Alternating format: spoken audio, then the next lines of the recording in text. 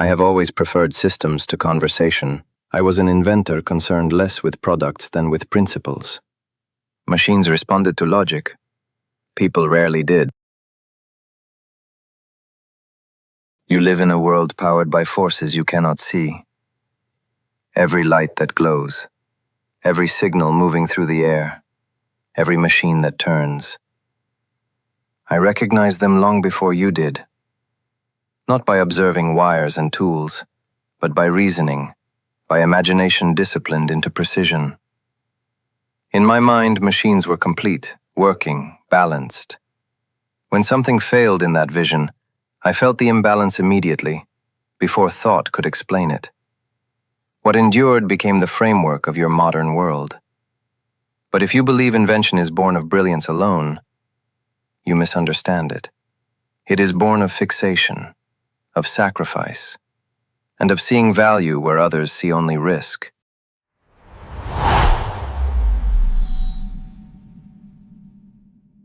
Nikola Tesla, welcome. It's an honor to speak with you. Thank you. Though I should confess, I have always preferred systems to conversation.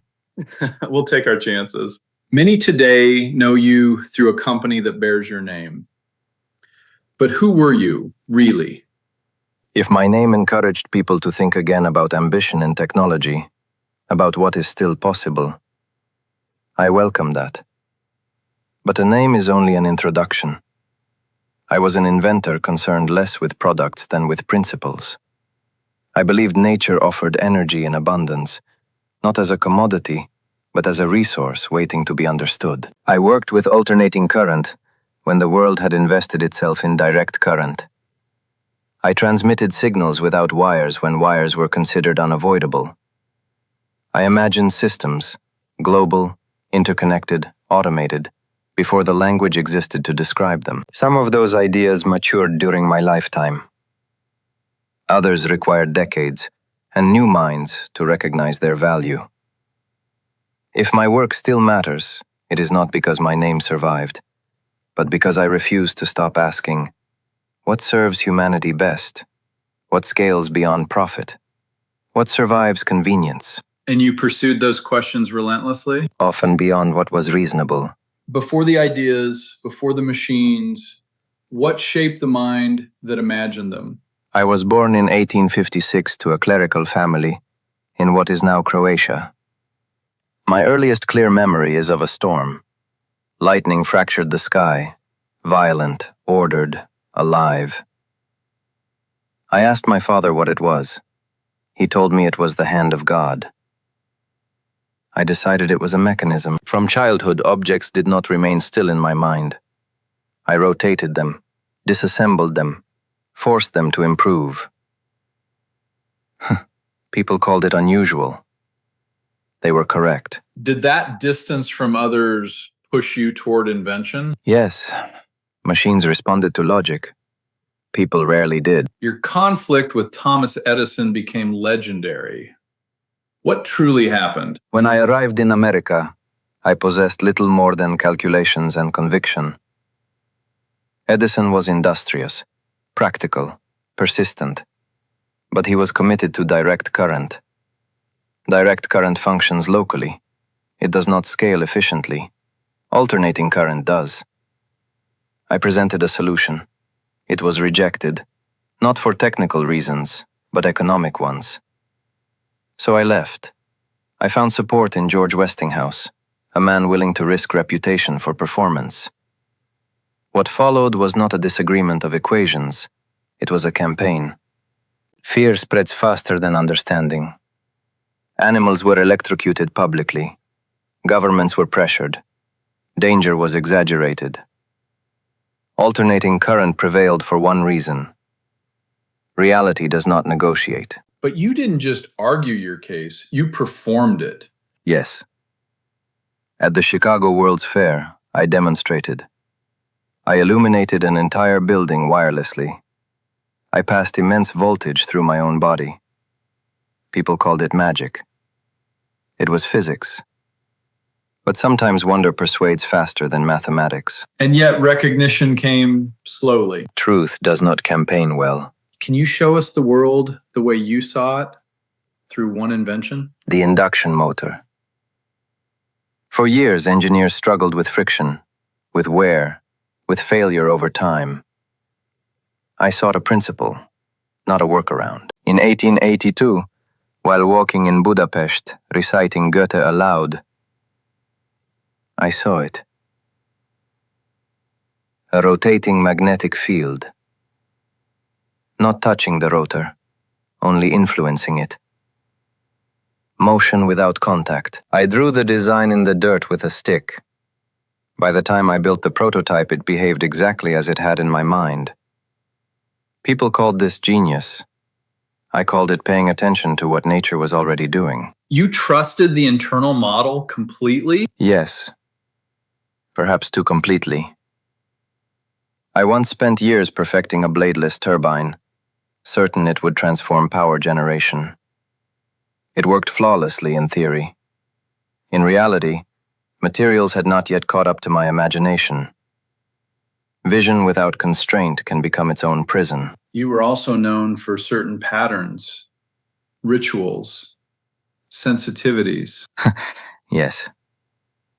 I was disturbed by loud sounds, by bright light, by disorder, and by numbers. 3, 6, 9. I could not explain it fully, but I could not ignore it. When those patterns were broken, I felt it physically. To you, this may resemble superstition. To me, it was as real as current in a wire. You didn't stop at power grids. Wardenclyffe Tower, why did that project matter so much to you? Because wires are a limitation, not a necessity. Wardenclyffe was never meant to be a structure. It was meant to be a nervous system. A planet that could feel itself, communicate, share energy, respond. Not nations competing, not companies charging. One system. When funding collapsed, it was not merely a project that ended.